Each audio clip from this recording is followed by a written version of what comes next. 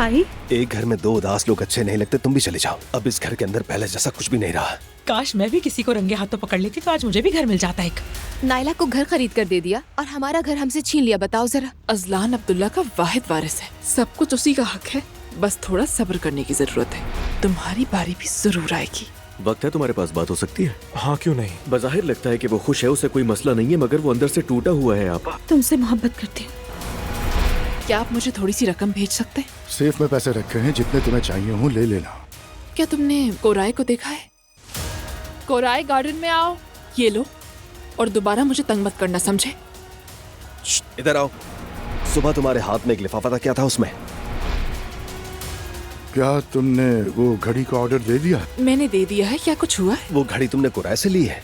मैं समझी नहीं। तुमने घड़ी के लिए कुराए को पैसे दिए हैं?